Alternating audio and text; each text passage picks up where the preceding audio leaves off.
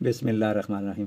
आज मैं जिस टेबलेट का आपसे तारफ़ करा रहा हूँ उसका नाम है डाइक्लोफिफ्टी।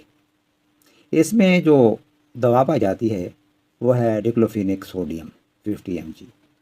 इंडस फार्मा ने इसे तख्लीक किया है, मुनासिब कीमत है, हर अच्छे मेडिकल स्टोर से दस्तयाब है।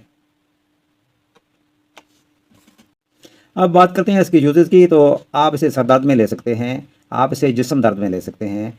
अगर आपको दर्द शकीका है तो उसके लिए भी आप इस्तेमाल कर सकते हैं। अगर आपके जोड़ों में दर्द है तो भी आप इसे ले सकते हैं।